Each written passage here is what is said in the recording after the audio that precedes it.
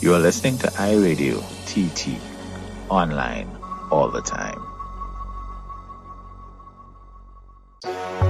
Welcome to Music Matters, the Caribbean edition.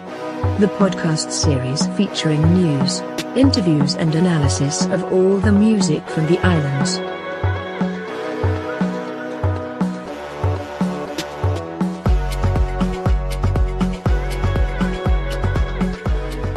Welcome, ladies and gentlemen, to Music Matters, the Caribbean edition. I am Laura Dowridge Phillips. And I'm Nigel Campbell, and once again we're talking about the business of music here in the Caribbean. Yes, we are. It's been a minute, Nigel. Yes, but that's life. As I said, we do this thing. We do this thing and we do this thing. But we're back once again. And it's more than COVID. I mean, there's just life going on and as it is.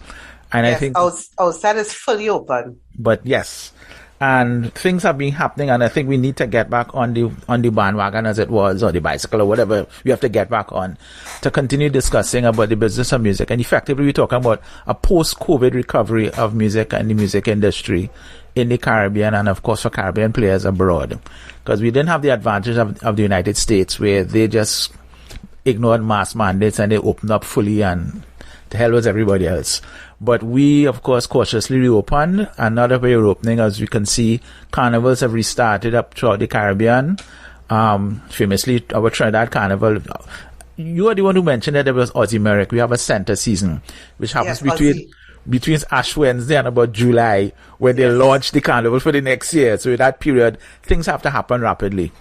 So as a consequence, Trinidad had this big launch of Carnival, and of course soca artists are back in the scene, and shows are happening, and massive concerts are going to be happening at Barclays Center. And we'll discuss all these things in this podcast. Yes, it's been, like you said, the Caribbean is fully open, Trinidad is fully open once again, and I think after 2 years of festivals and concerts being postponed or cancelled, everybody is really anxious to get back to life as they knew it, right? Funnily, we said that the COVID pandemic there's a new normal, but honestly, what I see is, I don't see a new normal. I see people rushing back to get back to what they know as normal.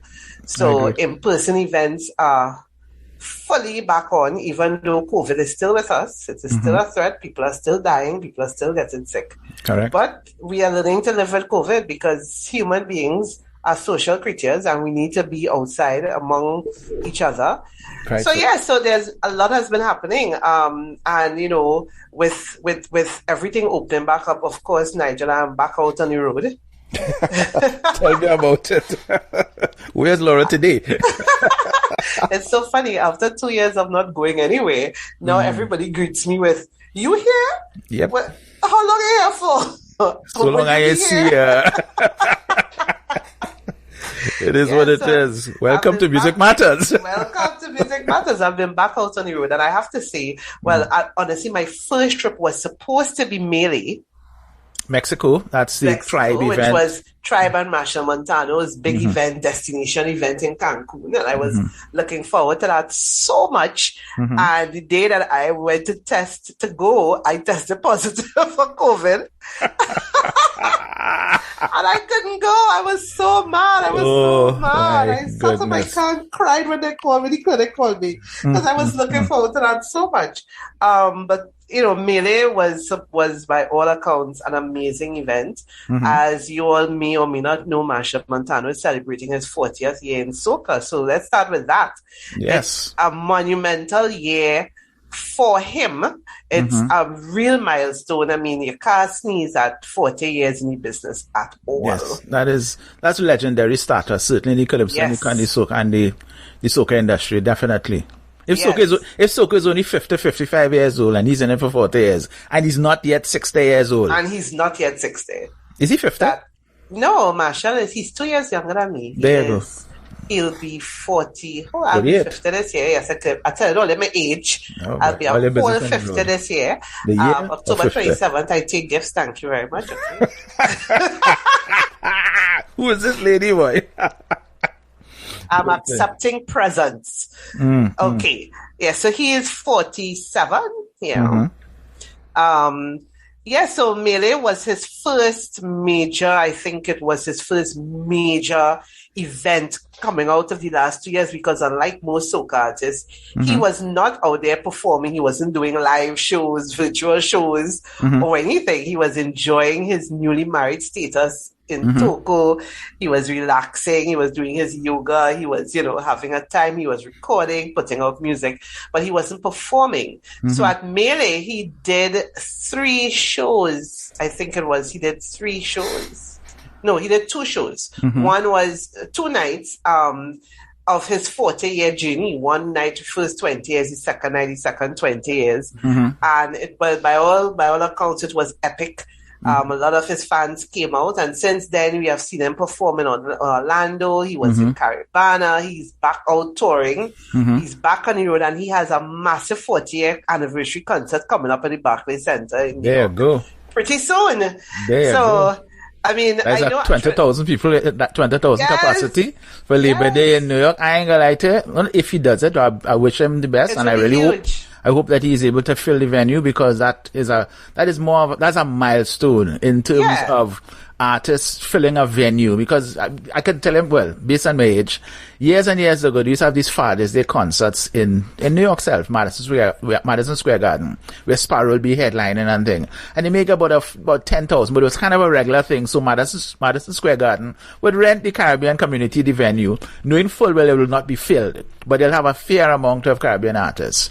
But for Marshall to go to Barclays Center and to get more than 10, 15,000 people, that is the kind of milestone. We now treading in the areas where those Puerto Rican reggaeton artists are doing, and the dancehall artists. And that is a real... Let's not forget he played at the Madison Square Garden. The theater at Madison Square Garden, yes. Two shows back to back. Yeah. Yeah. And so I'm pretty sure the show will be mega. I know Trinidadian audiences are patiently waiting for him to perform here. We got a little taste of him at a benefit concert that both of us attended recently, for Daniel Defentala, the filmmaker. Yes. We got a little taste of him. He performed a few songs, but it was just, it was a half-hour teaser. But yeah, we got a teaser, but people were so excited to see him finally perform on local soil. So yeah, it's a big year for him. I can't wait to see, what he comes up with. What's the direction for him? As his 40th year celebrations unfold, I'm anxious to see how he intends to celebrate beyond the concerts, what else he'll be doing if he comes out with another album, Well, he did tell me via an interview that I had done, a kind of recorded interview, that the last album, his wedding album, will not be his last album. He said, no, you laugh at me actually. He said, nah, you crazy or what? That can be my last album. So, and I'm confident that he will be putting on new performance, new albums. There's a thing that I had reviewed a Calypso Rose album some years ago, one of her new comeback albums, with Leave Me Alone on it. And I'd use the phrase, the cult of nostalgia, because at the time I was kind of reviewing this, the audiences globally had kind of found favor in some of these older artists. There's this artist, she's passed away now, Cesare Ovaria from Cape Verde, who had a very huge following in Europe and things. And she's like, everybody's trending and that kind of stuff. The Jolly Boys from Jamaica. And a lot of these artists are basically senior citizens. And of course, Calypso Rose, in the French market, became the queen of new music, right? Now, Marshall is nowhere close to these people's age. As I said, Marshall is not even 50 years old as yet. But he certainly is a senior player among very popular soca artists. Probably Super Blue, who's still performing, is older than him. But I don't think anybody's anywhere in his age bracket. But he clearly is also at the top of his game. Oh, yes. So that there's clearly an opportunity. And if he can pull those numbers in Barclays Center, people are going to be interested, and he's a smart business person. Let's not play games about that idea. So that if people are going, the whole notion about the music industry is about young people. There's also a very large market for older persons. I don't want to call him an old man, but there are also persons who they veer towards these older singers, and there's a market that he can tap into easily. I see him once again doing like Calypso Rose. Go to Europe. I mean, I know everybody's focusing on North America, but I'll say it from now on. I'll say it until my body freezes in the ground. Europe. That is where we need to go for our music. That's just my thinking.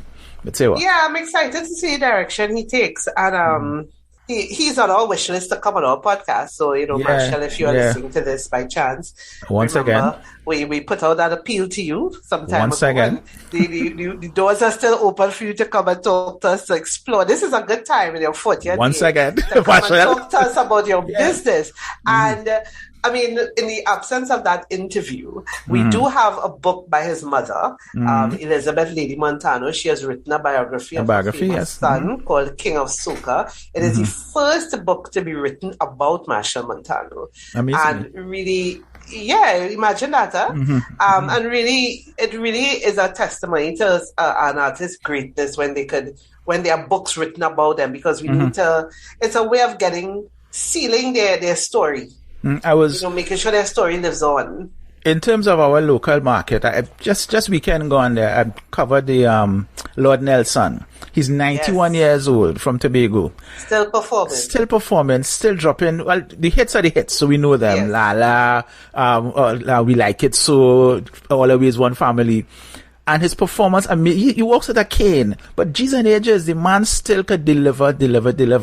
But at the beginning of that concert, John Arnold, who's head of Tobago Festivals and head of this group called Friends of Lord Nelson, made an appeal to the sponsors. He said, which sponsors could come forward to pay for the creation and publication of a biography.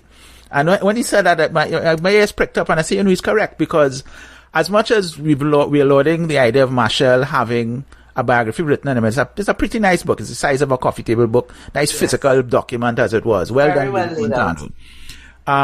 There's just basically a handful of biographies there's no biography of Sparrow. There's a fictional biography of Kitchener by Anthony Joseph that involves a lot of made up conversations, but it takes the facts.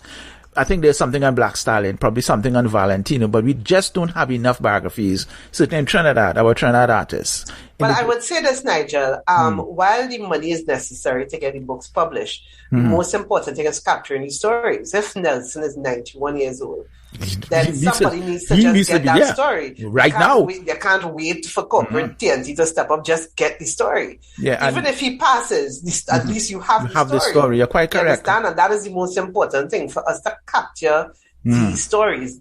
Think about the money after. But capture these stories while they're still here, because the way the world is going, they could be here today and tomorrow you wake up and seeing rest in peace all over Facebook, Quite true. But Laura, let me ask you a question now. Something Laura didn't mention, I'm going to mention it. Laura also wrote the foreword to that King of Soca book, right? She's humble and thing. But beyond that, Laura, as we all discussed, number one entertainment journalist in the Caribbean, But she's a writer.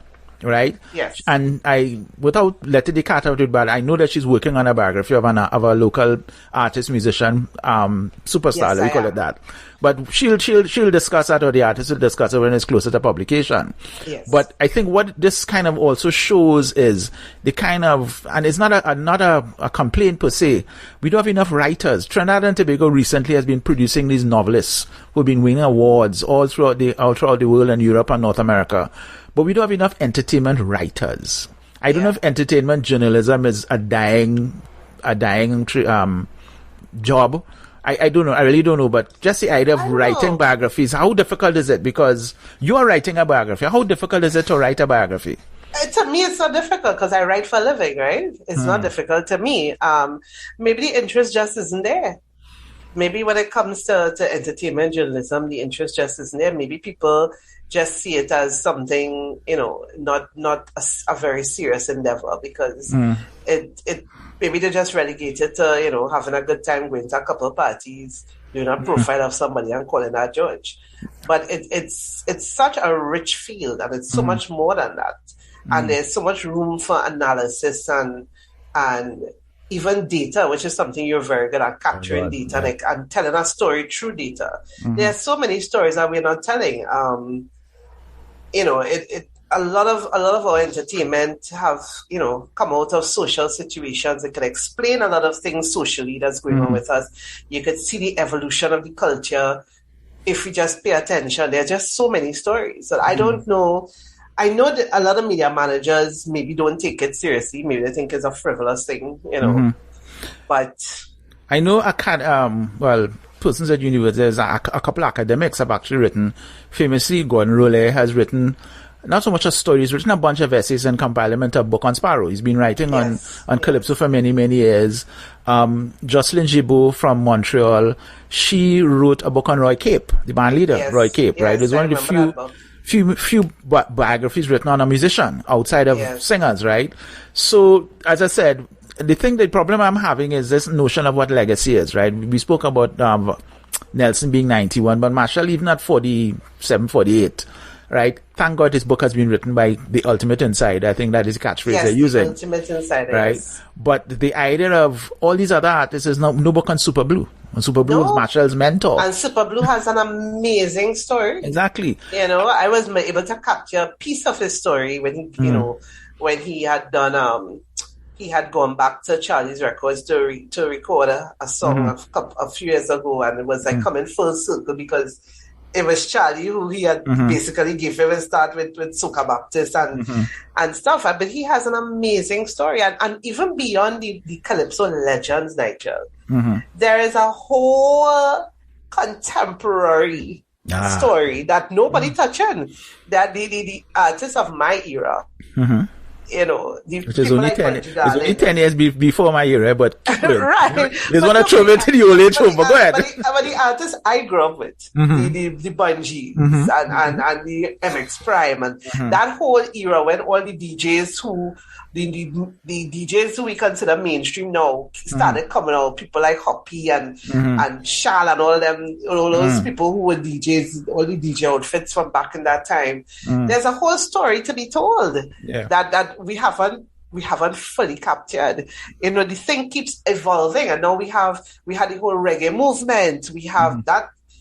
If this was the United States, that would be fully documented, a full documentary on that. Now we have the Trinidad movement, and that is a story by itself. Well, I have the idea of, as you rightly say, there are stories about individuals, which are the biographies, but there are stories about movements, as you rightly said, Trinidad, dancehall, caravan, all those kind of things. Because so many stories to be told. What is also happening is that even beyond the kind of international recognition of the music, the local people and generations are actually going to forget who these people are.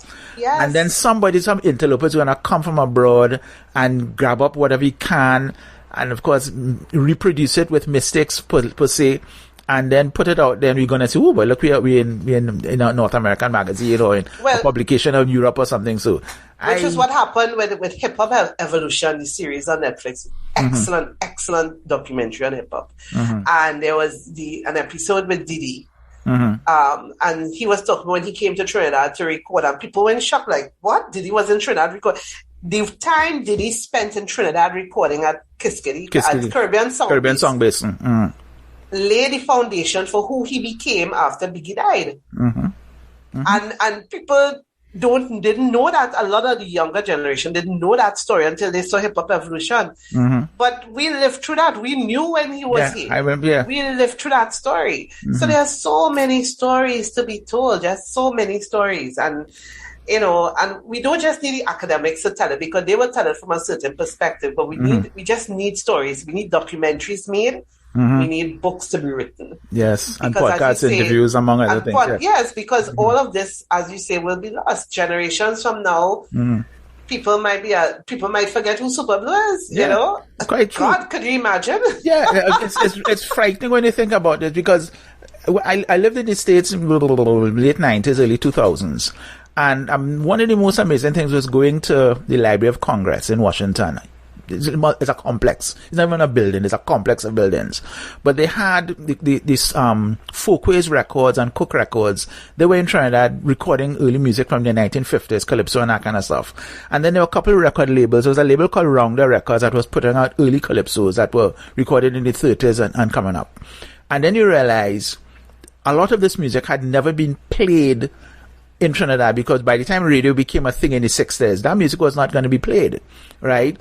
And people didn't know the history of the music. And of course, there's nobody to contextualize it and say, well, this is what happened. Of course, labels have come later and compiled them in series, Decca Records, Caesar, that kind of thing. And people complain, right? So as much as we are here, you and I have this podcast talking about the business of music. You and I also have the ability, and I'm not putting you on the spot here. to do, like, you're the number one interviewer of artists, and I'm going to challenge you. I'm challenging you, right? That if we talk about the business of music, but you can just talk to these artists, let them tell their stories. Because I think the technology now, people may or may not be reading, but certainly everybody's watching a video. Everybody watching a video. So that there's an opportunity, and there is something just to get the artists to understand that legacy is important. But beyond that, what else have you been doing? Because as you said, you're back out post-COVID. Out on the road. Yes. So two events I went to that I really want to talk about. After May did not happen. So my first trip ended up being to LA. My very first trip to LA, and I went to an event called Island Line. And this is an event for those of you who may know Simon Batiste. We had him on our podcast. Yeah, Simon Batiste is the CEO and founder of Question Mark Entertainment, together with Carolyn Page. And they were, they managed quite a few artists, most notably Esteban, for quite a few years. So they have a platform called Odos, which Nigel and I are a part of. Full disclosure, 1 degree of separation. And the whole purpose of that platform is to provide opportunities for creatives in the Caribbean and in the diaspora, opportunities in film and music, opportunities for funding, opportunities for networking, opportunities for development, career development. And the Island Lime is an event that they hold in LA, which is basically a networking event. It's a mixer. And it's an opportunity for people who are part of the Odos platform to meet industry stakeholders from music and film, talent agents, casting directors, publicists, producers, DJs, that kind of thing. So I went to Island Lime. It was held in LA. I can't remember the name of the club right now, but it was an interesting Bang experience. Bang something? Yes. Yes. Whatever. I can't remember the name of it. Yeah. But it was a very interesting experience indeed to see Simon's vision actually executed. It was really interesting. They held the first one just before the pandemic, and they had people like Winston Duke and other actors and stuff. So this time around they had it. There were quite a few people who flew in from all over the world to attend. And it was a weekend of events. So it was the main Island Line event, and then they had different opportunities for people to connect with industry stakeholders. They had one-on-one meetings, just industry stakeholders giving advice. There was, choreographers, like I said, casting agents, publicists, people who work in the film and music industry. And it was really an education. It was an eye-opener because, you hear about LA, but actually being there and understanding what it is to break into the industry, it is really a hustle. It's a brand hustle. It's a hustle. And I met people that I've interviewed and written about who are out there making it. But, it's a hustle. It's a hustle. You have to go on audition, and you're constantly seeking opportunities, and it's fascinating, But LA is an entertainment town. I've heard that. I've visited it, but like a tourist kind of thing. But you're quite correct. But as everybody says, it's a pure entertainment town. And a lot of the people who are there, young people, of course, are trying to break into film and that kind of stuff, or even with the music. But as you rightly say, it's difficult to even get your toe into the door. So that's why every waiter is a screenwriter or an actor to be, right? Yeah. In all your restaurants and every Uber driver, every DoorDash, every person, everything. Every Lyft driver. There you go. Everybody's trying to break into the industry, but it two things that stood out to me. One, it's a hustle. Well, three things. One, it's a hustle. Two, it's who you know and who know you. And three, about connections. You have to be flexible. You have to be flexible, because I saw in that moment where, DJs and singers connected with producers, and it was like, oh, you do this? Okay, I'm heading to the studio. Let's go. And they're like, okay, we're off to the studio. You have to be flexible. You have to be willing to just do it on now a for now. dime, just turn and do whatever you need to do to make your dreams happen, That attitude and that way of how the business is done, of course, that's part of the American scene for many, many years.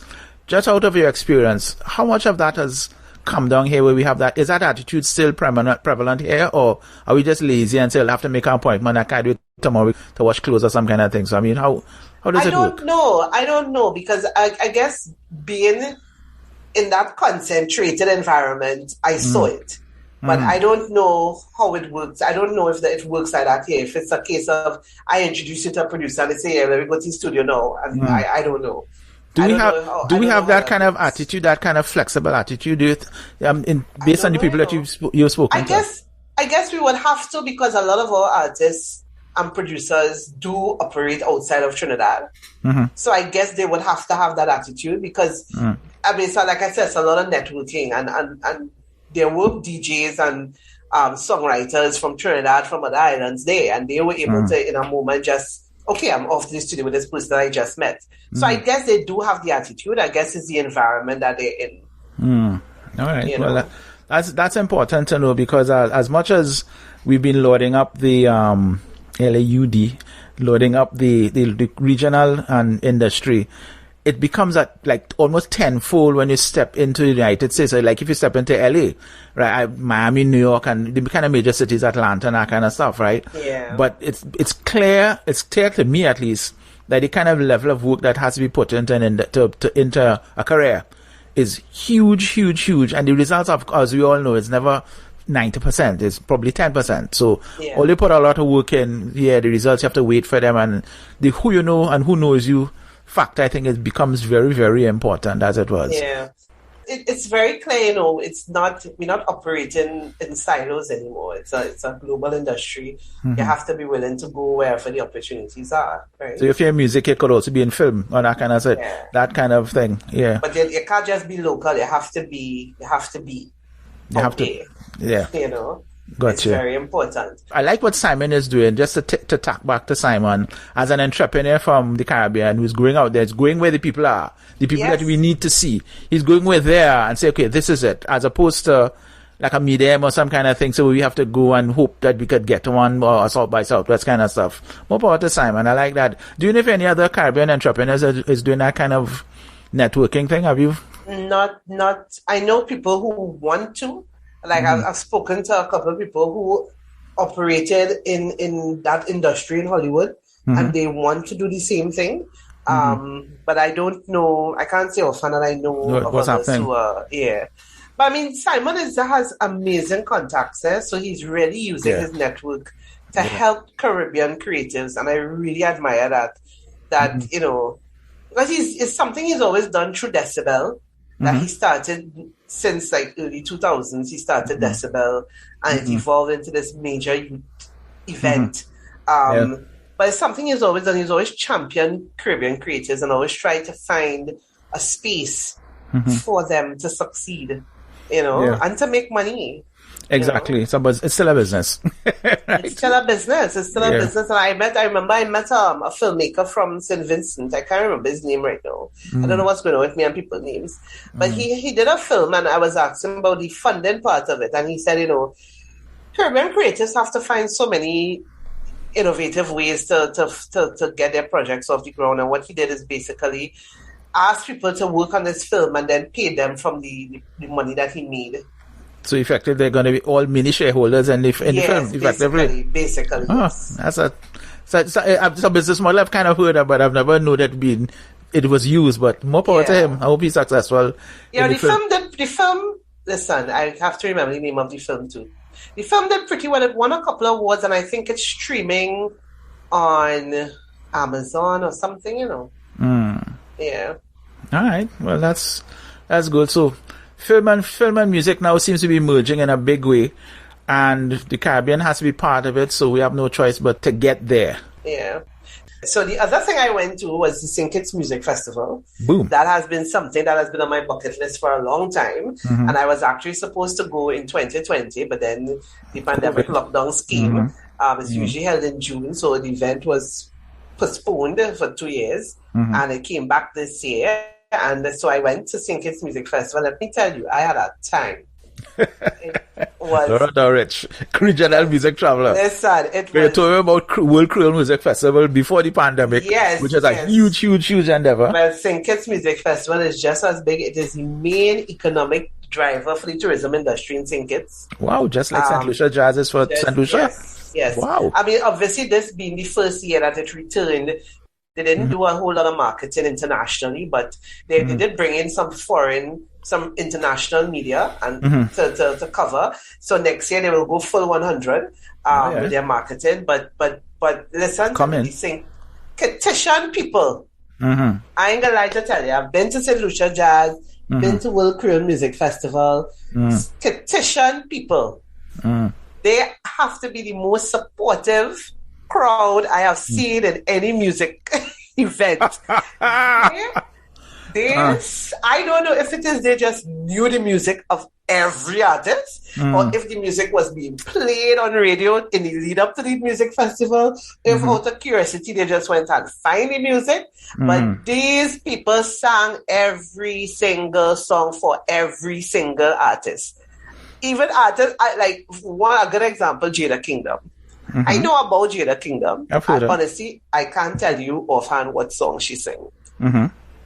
This crowd knew every single song Jada sang. Even Jada was surprised because they sang a song that at the time had not yet been released. But somebody leak it. No, she gave a teaser of the song on YouTube. Just a teaser, a few lines. And that crowd sang that few lines like if they know the song. Jada went on Instagram. She said she was in shock. She's like, "Oh, you all know the song already." They knew the song. From the little teaser she gave, they knew the song. They sang every single song and I'm talking soca artists, Afrobeat artists, dancehall artists. They knew the songs. And what I really loved about St. Kitts, and we saw it at St. Lucia where they had a side stage with their local talent. What St. Lucia did, and they made a big deal about it in all their press conferences. St. Kitts or St. Lucia? St. Kitts. What they did, they made sure their artists were front and center. Important. So every single night they had their artists performing. And they really pushed their artists in all the press conferences. They really gave their artists equal treatment as they would with the foreign artists. That's important. And the crowd support for the local artists was just as big as it would for the foreign artists. For the foreign artists, that's excellent. Yeah. And they have a good crop of local artists. Dancehall is very big in St. Kitts. Yeah, dancehall is big everywhere. It's big everywhere. The Caribbean has, throughout the Caribbean, dancehall has been bubbling, and not just Jamaican dancehall, homegrown dancehall from different islands. So St. Kitts has its fair share of their local dancehall artists, one of whom was actually signed by Prince Swanee, who is like the leader of the Trinidad movement. Yeah, Trinidad dancehall is huge. And he was signed himself, right? That news was breaking. With Rock Nation. Independent label affiliated to Rock Nation. Yeah. That Prince Swanee is being signed for a distribution deal. Yes. So dancehall is taking off all over the world. Yeah, taking off all over the Caribbean. What I'm also seeing is that festivals are back in a way. Of course, Carnival is our big thing here in Trinidad. Yeah. And St. Lucia has the Jazz Festival, St. Kitts has the Music Festival, Dominica has the World Creole Music Festival, yeah. So every island now has a kind of identifying way that music can get to the big public as well as to bring foreigners in and that kind of stuff. The festivals are back once again, but there's something that's happening in Trinidad, which may or may not affect everybody, but the Steel Pan Month. And Lauren and you were having a conversation about the kind of exposure of pan in Trinidad. Has always been a kind of ensemble thing, but there's this kind of new movement among a bunch of young panists to kind of put themselves front and center. Let's explore that a little further, if you don't mind. Yes, I have been observing this. So we know Dean Gulston, Mr. Excitement. He really made a name for himself with his antics and stuff as a soloist, a pan soloist on his tenor pan. Very exciting. And then in recent years we've had Johan Chakri, who again became the same thing. I know we see him and Dean they usually share a stage and do that kind of pan shootout. There you go. With a million notes a second. As you talk about that, Johan had a show that I covered recently, And Johan had Dane as a guest, obviously, but you also had Joshua Regrello. You know Joshua is from South. South people like Joshua. Yes, Joshua's father is the founder of Skiffle Bunch. Skiffle Bunch, yeah. Skiffle Bunch. So he grew up in a Pan Grew up in family. Pan, yeah. He grew up in Pan, yeah. And he has really, I think he's taken it a step further, and really making being a panist a very exciting thing. I mean, pan soloists are not new. All right, we've had people like Liam Teague, we've had Bugsy we've Sharp, had so many foreigners like Andy Nerell, everybody. Yeah. Right, but for a young market, Joshua Regrello is a young guy, and he is carving his space among his peers as this exciting soloist. He even put out his own album. He had a concert the other day. So I think it's very exciting to see how the young ones are packaging themselves as panists. You're quite right. As I say, well, I don't know, my other thing is jazz, and a lot of pan has always been associated, not a lot, but some of the pan has been associated with the jazz, instrumental jazz as it was. So you have, as I said, some of these older names, Ray Holman, of course, a pioneer, then Bugsy Sharp, Robbie Greenidge, and of course, Andy Nerell in America, Otello Molino. I could call you names, Liam Teague, call them. But Dane Gulson to me represents something. As I said, he's Mr. Showman. He's kind of the equivalent of Arturo Tapin in the kind of popular jazz saxophone thing. Yes. And I know they also work together, Arturo and Dane. But Johan and his family, they're like a musical family. But Johan and Dane together, it is, as you said, pan shootout with who can play the pan faster, that kind of stuff. Joshua, and I covered that event, right? And I had to say this about Joshua. Joshua is clearly younger than I am. But Joshua as an entertainer, the way he came on stage, the way he impacted with the audience, and the way he delivered, and even the way that he interacted with Johan, because it was supposed to have a little shootout, and Johan did 1,000,001 fireworks, and Joshua just watched him and say, what are you going to do after that, right? The audience laughed, and he literally didn't respond. But his banter and his comfort on stage told me that this young guy is going to be a star in the entertainment. And if Pan is his main instrument, more power to him. I love that. I love that. He's very, very, very, very comfortable on the stage. And it helps. And he had always had a smile on his face. I said, this fella's going to go far.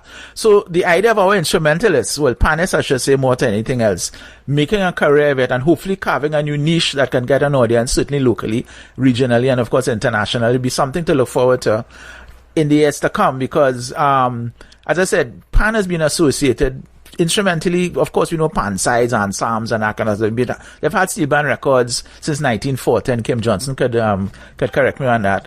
But I think critically, what has happened is it has always been a very, very niche market. And I always remember Andy Nerell told me that he said it's very niche, but you don't make no money, right? So the thing is, you really want to make some kind of career out of it. And what I've been seeing with Johan and as you said, with Joshua, in terms of their concerts they have recently, is that they've also been able to put together a kind of almost like it's not a business for them, right? Because I don't know if they have day jobs. I really don't know. But what I've seen in terms of the audience sizes for the events and their following, and they were on the same show that you and I went and see with Daniel Different show, and they had massive crowd response. So there's potential for them to go beyond the border, beyond the boundary. Going back to Marshall, when Marshall started out, he always says that he wanted to make soca cool for his peers, because at that time, people his age, they weren't singing soca. He was too young to soca. I had to say it.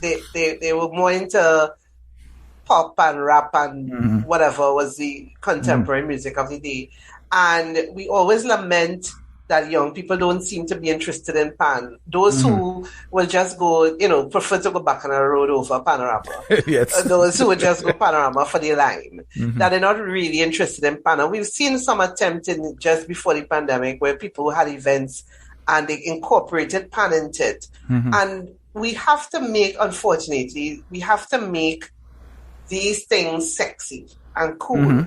For it to attract a younger market, because we need a younger market for longevity. Yes, to carry it forward. Carry it forward and to help it evolve into something else. And so I really, Lord Joshua and Dean and Johan for doing that. Quite so. Quite so. I think that's very commendable. Quite so. And hopefully we'll have them, on our podcast one day to talk about that. Because we don't know, as you said, do they have day jobs? Is this their career? How are they surviving on the business of pan? Well, as I think we had kind of hinted at the idea of having a conversation about the business of pan. You just said it, yes. But in terms of a kind of contemporary situation, because I know there are panists in other islands, and certainly there are panists up in North America and that kind of stuff. But is it a money-making thing? Can it compete with other genres outside of soca and dancehall? Is it something that is worthy? Can they get a new audience? Is it the same kind of audience that that legendary calypso audience can have? So on and so on and so on. But we'll get there as we get there. But and it's kind of transcend the tourism stereotype. Yellow bird. And puffy sleeves on the 50s. Of a man in a pretty shirt. And a big hat. I hear you. But as we move forward and evolving, there was something associated with pan, obviously, is the whole notion of carnival. You had said earlier in the conversation that you had gone to Melee, and the idea of Melee, I know it started first as a boat, a boat cruise, a cruise ship kind of event, right? Yeah. Similar to like Jamrock or one of these kind of reggae cruises and Uber Soca, which was the kind of thing. Because of COVID and other things, it became land-based in Mexico. Yes. But there's a recent announcement that I saw, I think it's called the Epic Experience. You'll have to correct me on this one. Epic Carnival Experience. Right. Where a promoter, I think his name is Mac. Again, Jonathan Mac, based in Hawaii. And some other partners, of course, Hoppy, Scotch Entertainment, Caesar's Army, Private Ryan, and Walshy Fire, coming with something that I think is pretty unique because based on what Mark was suggesting, it's kind of difficult to get to Trinidad or once you get it, to get everything organized. So he's planning a boat cruise from Barbados to Trinidad, and the boat will be a kind of floating hotel for those who can't get an extra hotel in Port of Spain. I mean, we literally only have 4,000 hotel rooms in Trinidad. But 20,000-30,000 people come for Carnival every year. So the famous question is, where they staying? Where they staying. Right? And because we have not had Carnival for 2 years, everybody and their mother and if I want to come. Exactly. Want to come. I don't know where they're going to stay. Yeah. But I think it was interesting looking at, in terms of how you talk about evolving Carnival as it was evolving Carnival music. This idea of how we've almost evolved Carnival entertainment, because if Melee was a boat cruise at the time, and I personally think Melee is a great idea as a destination, because you take our biggest soca artists, you have a kind of carnival element to Tribe, carnival costume element, I should say, and you certainly have a bunch of people who were willing to be part of it. You can now put carnival, the idea of a kind of different kind of carnival, as old people go see the Mardi Gras aspect of it, and put it on a boat and sail it around the Caribbean, come off on a land to do everything. And Trinidad Carnival could, quote unquote, be global on a boat, right? And basically, that is what Uber Soca was doing. And there was one called Soca on the Seas, which I think is out in Soca on the Seas, yes. Out in East Asia or something like Singapore. That was kind of. They go to different locations all over the world. Exactly. So that this new one, the Epic Carnival Experience, where they basically between Barbados and Trinidad, I'm sure that people will book their flights from wherever, land in Barbados, and then take the boat down to Trinidad. But I'm also sure that Trinidaders will jump on a plane, go to Barbados, to take a boat back to Trinidad, because we like Carnival. Whether or not, as we all know, for the last couple of weeks now, there've been launches for different bands. Of course, the famous one is Tribe Carnival, Weekend of Carnival. And it's everybody and the mother and the father and the dog was in that event. These things were huge, massive events in our rainy season. We fail to remember these things normally happen earlier, but Trinidad has only dry season and rainy season. It is rainy season. There was a potential tropical storm or hurricane that was going to hit Trinidad a week or two before this event. People didn't care.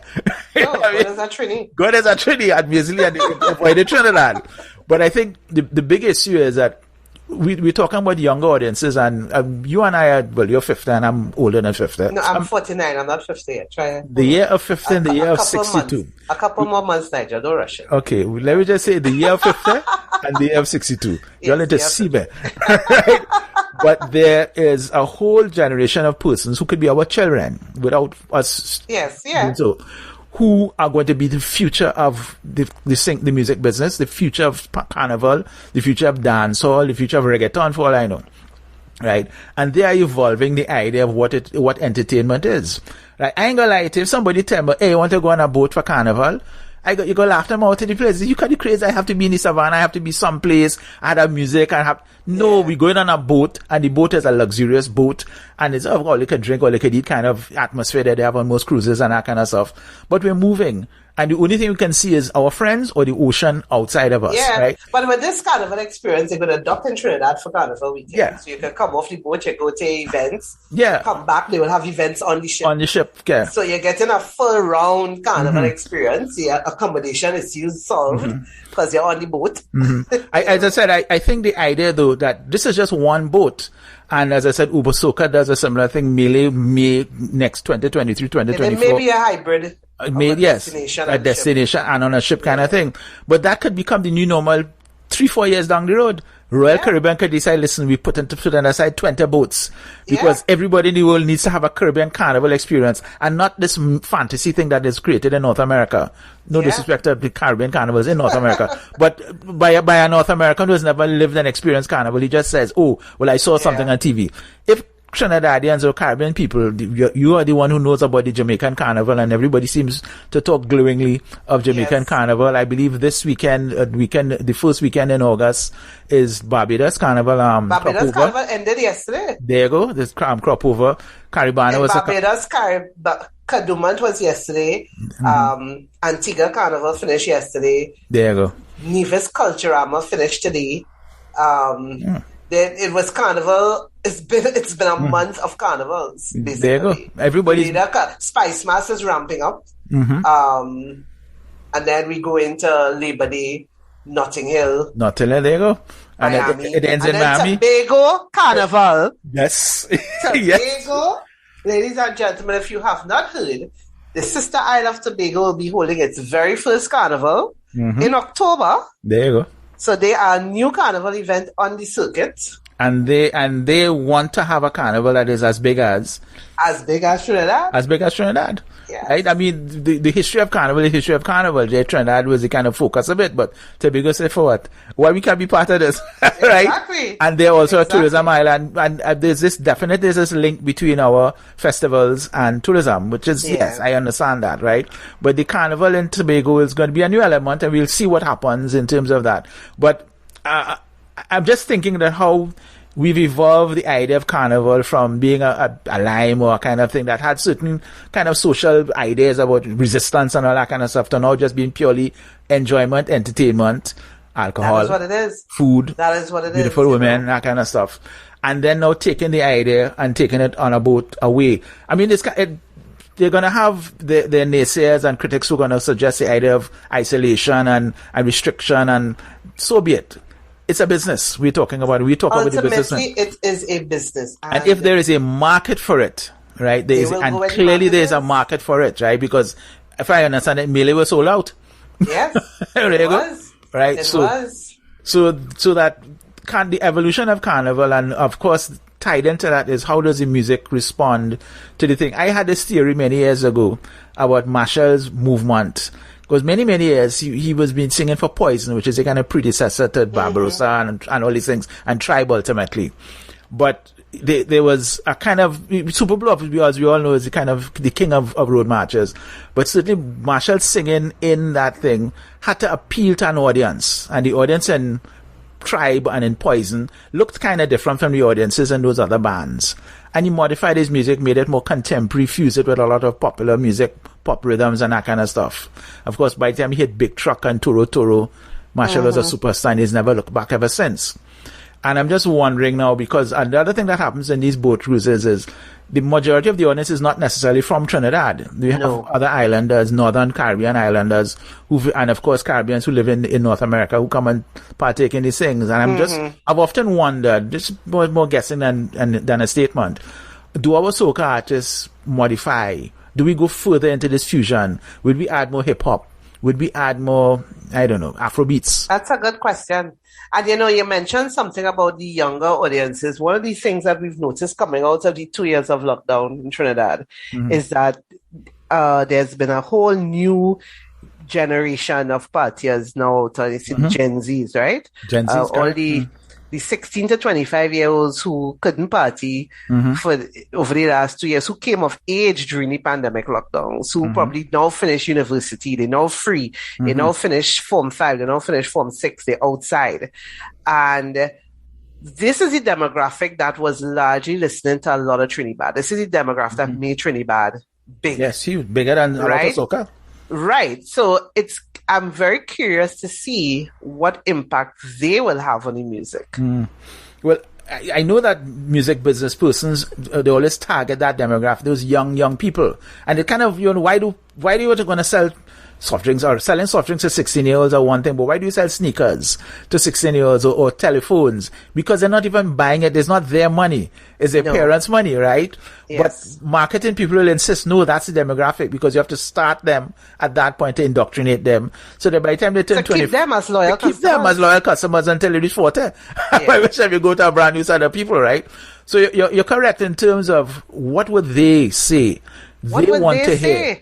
Who will emerge as the big artist for them? Yes. That is the thing I am very curious about. Yeah, so one of the things I observed, I remember I spoke to Voice in St. Kitts. There you go. That's the name self I was going to go with. And I said to him, the audio wasn't working, so we couldn't run the interview. But I remember speaking to him and I said, have you seen a shift with your popularity based on the kind of content you were doing on social media during the lockdown? Because as we all know, he did his weekly Vibes at Voice, yes, with Travis Will and his group of friends, right? Penny and his group of friends. And it was really popular. Their lives would get thousands and thousands of views. It was Instagram Live. And he said, yes, it has definitely had an impact on his popularity, because now people know him. Because before, you just knew Voice, who sang all these wonderfully uplifting songs, but they got to see his personality. They got to see who he really is. He's really a digital age artist. Yes, he's a digital age artist. And so now he said people know his songs even better now. People know him better. So Voice has been going on tour all over the world, countries that he has not performed in. And so I'm watching that, and I know there are whispers that he's the next big thing in soca. He's the next big star. So I'm very curious to see how this new generation of partiers, how they respond to him, because this is the Gen Z, they're the social media generation. You understand? Quite true. And how the music is going to, if artists are going to adapt the music to suit this group of people who may not necessarily have been into soca before. For a lot of them, it will be the first time seeing any of these artists live. You know, so it's interesting. It'll be interesting to see what happens. As long as we have this podcast and we're talking to each other, there is something to look forward to, because you called Voice's name, and he was actually at the tip of my tongue. Another artist I'm also thinking about is Nyla Blackman, because she's also young, right? Yes. And she has youth on her side, which is a lot. With a lot of these, as you said, Marshall is approaching 50. But there's a kind of idea that, at least from my perspective, that they need a lot more artists. Right? Something that happened certainly when Irfan and Shal and all these middle Irfan albums. There was a time when persons who I'm assuming are like in the early 30s, a lot of them came out. And a lot of them had songs, and a lot of them had hits. Early 20s, Irfan, Voice. Yeah, they all started. Second Star. Yeah. Yeah, and so we wonder who's after them. Who's after them? I'm not really seeing that wave. Because as much as everybody likes Marshall, Kess, Bungie, Fayan, Destra, like the top 5, and then of course another level who may be even bigger, Patrice Roberts, Nadia Batson, among others. There is. I just hope that we're churning out artists, because I often wonder, in terms of these other genres in the Caribbean, are there many dancehall artists coming after the ones that we all love? I mean, what the hot new dancehall artists? Oh yeah, for sure. Yeah, right. So that is the thing. So we'll see what happens, because of course, leading out of that idea of having a new generation of dancehall artists is the idea of what is the future of Carnival? And Carnival in 2023 is in the early part of February. And we haven't heard any new music yet, but we haven't even heard any music from last year because we had a taste of Carnival in 2022. We had a taste, yeah. Yeah, and we didn't have... And Voice dominated that taste with Out and Bad. Out and Bad. But we didn't have a lot of music in the marketplace. And certainly in 2021, similar, we didn't have a lot of music. So there's a lot of catching up to do. And hopefully, knowing that we know the dates, of course, for Carnival, we're already out of the pandemic unless... Well, I ain't going to call it into existence. So we already are out of the pandemic and 2023 is to come. And we're looking at what is going to happen because Carnival, was we already identified. You said Spice March in Grenada is loading up. All the other regional carnivals in North America, Labor Day, London, Notting Hill, and ended in Miami in October. I kind of call that as the final Caribbean style, Trinidad style carnival, Miami. And then we roll out in a big way for Carnival in 2023. Well, I think we're going to hear, we're going to start hearing new releases from as early as next month. You have inside information. You seem to know. Yeah, I think we're going to because it's not a very long season. Mm-hmm. 1, 2. It's early February, if I remember. It's early February. So I think, and normally when the Carnival season is short, we get new music dropping from very early in September. Okay. So for new artists who coming out, they have to drop their music early. Early o'clock. Mm-hmm. Right? Usually let's see if the pattern stays the same where people put out the slower songs and then later on they started drop the power. The rhythms usually drop very early as well. Mm-hmm. So, and I know there are quite a few albums that are supposed to be dropping. Albums, full-fledged albums. Mm-hmm. Oh, there's different. Because I've known Nadia Batson had an album and it had a couple original songs, new songs on it. So more power to her, but albums in soca is very rare. But I know albums supposed to be dropping. The thing about it is, remember, our artists have been out on the road ever since things opened up in the US and as more Miami, countries opened up and more events came. I mean, people making up for the last 2 years when they couldn't perform and make money, right? I think as the events dry up, we're going to see them coming back home, and once they're back home, we're going to see people going to be hitting the studio if they haven't started already, and we're going to see the new music coming. So I'm pretty optimistic that we're going to have a lot of new music coming out. So we'll see. You think the numbers will be big in terms of how much songs will be being put out? I don't know. I mean, DJs have 2 years of music to play because music was coming out over the last 2 years. Yeah, for the last 2 years. Music to play.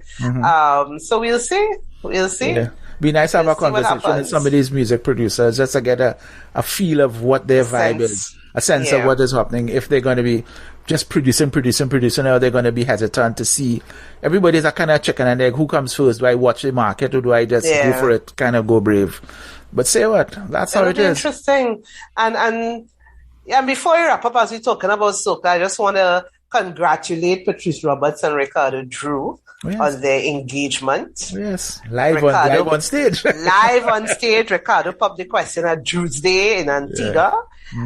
So I'm very happy for them. They've been, together for a while. They have a daughter. They're a very cute couple. So I'm very, very happy. Patrice say, hell yeah. Definitely. When you marry me, she say, hell yeah. She waited for that question a long time. From the Yes. So very happy for them. So the paparazzi will be looking out for the wedding. And that's another wedding. Another wedding. Another soca couple. There you go. That'll be nice. That'd be cool. That'd be exciting. Well, I'm just thinking about the idea. This is kind of way off key, but hopefully it'll remain. For years and years, male calypsonians and the early soca artists in the 70s and the 80s are all confirmed bachelors.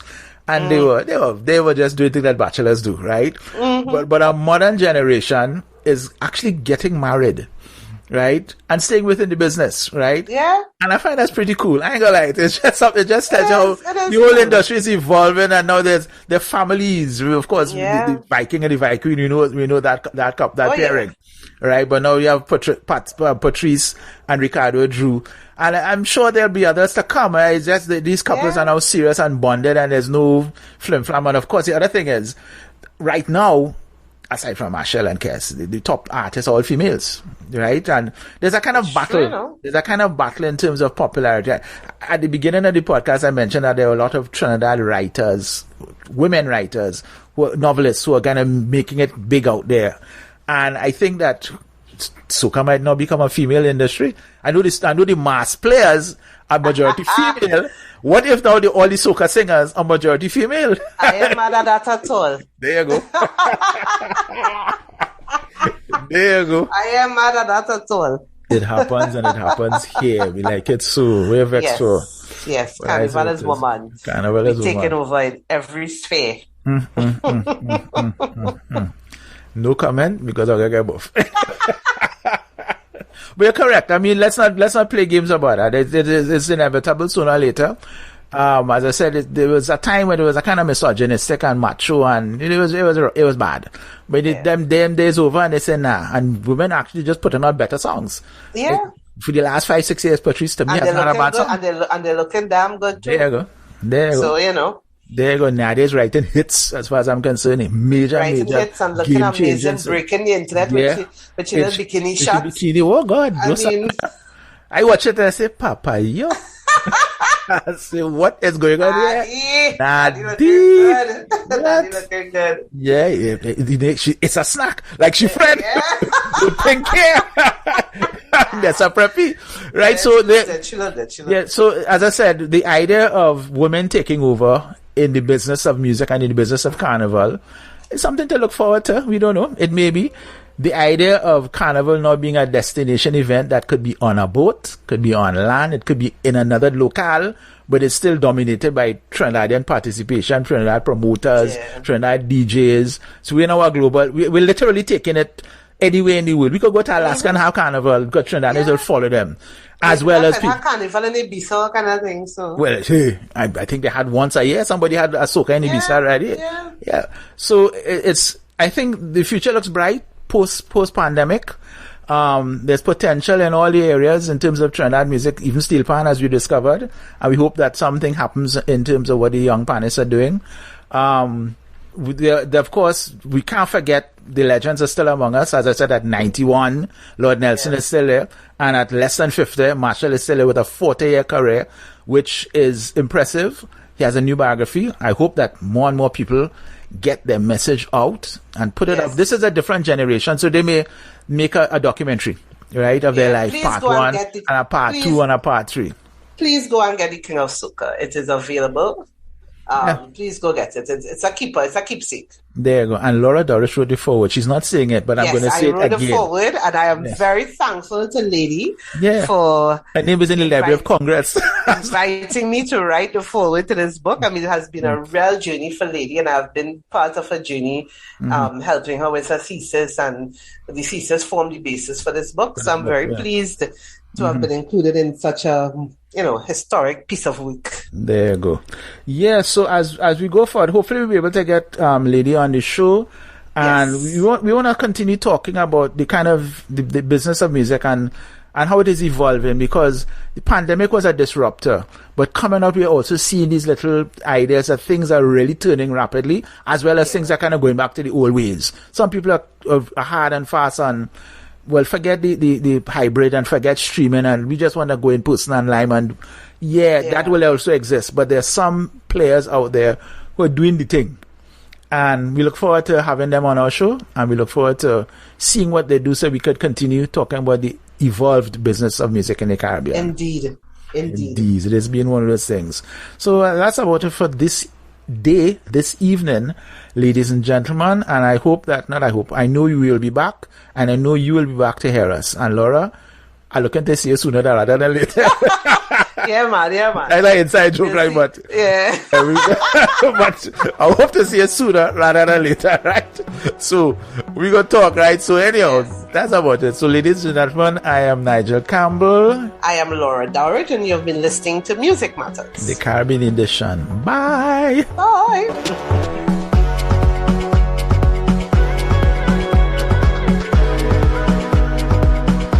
Hey everyone, thanks so much for listening to Music Matters, the Caribbean edition. If you enjoyed the podcast, please like, subscribe, and follow us on Facebook and Instagram at Music Matters Caribbean.